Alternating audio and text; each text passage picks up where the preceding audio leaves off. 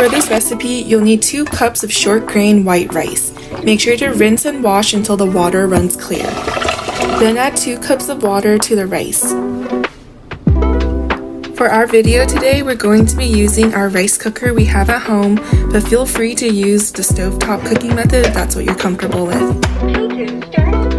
Take 2 large yellow onions and dice them finely. You're going to be using the onions to tenderize the steak and then also later for the sauce as well.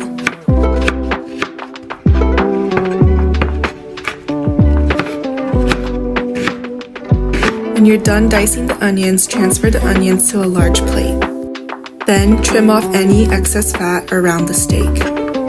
Pick your favorite cut of steak and use it for this recipe. Any cut will do just great. Use the back of your chef knife to tenderize the steak. Pound evenly across the front, back, and sides of the steak. If you have a meat mallet at home, use that instead of a chef's knife. It'll be much easier and quicker. Then you're going to want to cut really shallow incisions across the entire surface area of the steak.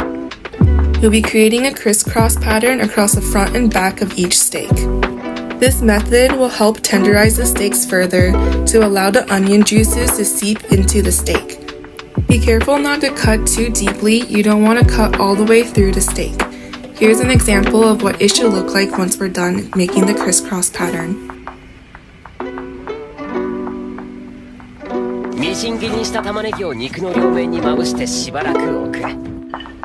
We're going to do just as Yukihira instructed us to do.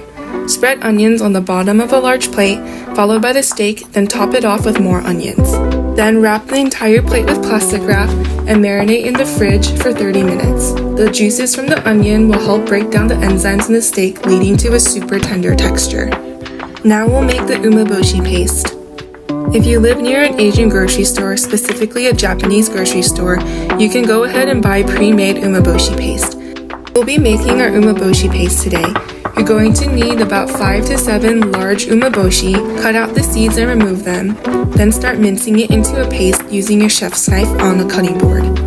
Spread out the mixture a couple times, then continue to mince until everything comes together and turns smooth. Then sweeten your umeboshi paste with mirin or white sugar to your desired sweetness level. Remove the steaks from the fridge and separate the onions from the steak. Don't worry if some of the onions are stuck to the steak. Then pat each steak dry and season them with 1 tablespoon of kosher salt and a half tablespoon of black pepper. Make sure to season the steaks evenly across the fronts and backs and the sides. Then start heating a large sauté pan or cast iron pan over medium-high heat.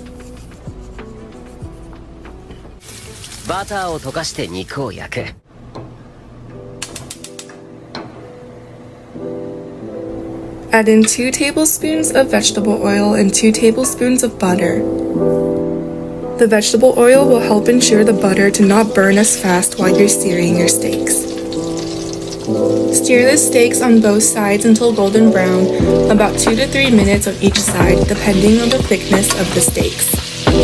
While each side is searing, make sure you're basting the tops of the steaks with all that delicious butter.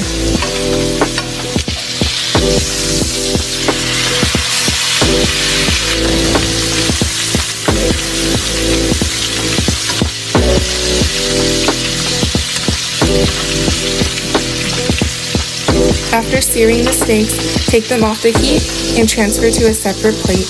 Cover them loosely with foil and allow them to rest. Now let's make that Shokugeki winning sauce.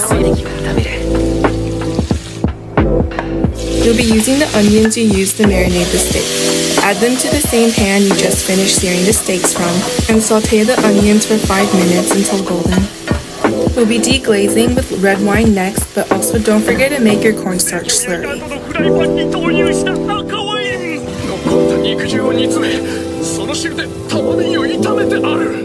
Mix 1 tablespoon of cornstarch with 2 tablespoons of water to make the slurry. Then deglaze the pan with a half cup of red wine, 2 tablespoons of mirin, and 3 tablespoons of soy sauce. Mix together to incorporate, then add in your cornstarch slurry. Turn the heat down to medium-low and simmer the sauce while stirring for another 2 to 3 minutes, then remove the pan from heat. Now add in 1 tablespoon of cold butter and stir until fully emulsified. This technique is called monter au beurre, which is a classic French technique to make sure your sauces come out silky smooth. Now let's prep the rice for the steak bowl. Transfer the cooked white rice into a large bowl and fold in the umeboshi paste that you made earlier.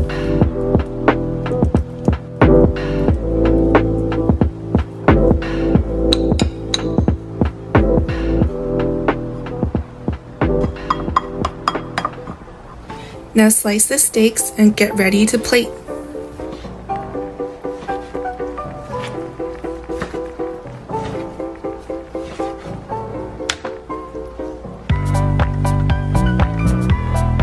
Place the sliced steaks on top of your umeboshi rice, then top off with red wine demi-glace that you just made. Now get ready to taste test and enjoy!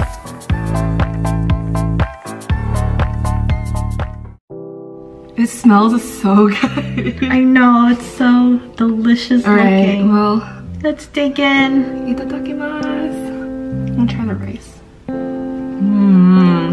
You know, oh, so good. I didn't know how this was gonna go, but I get it now. I get Yukihira's vision now. I can taste the onions really well, but it's not like spicy or anything. It's like perfectly cooked. The steak's really tender. I actually really like the sauce.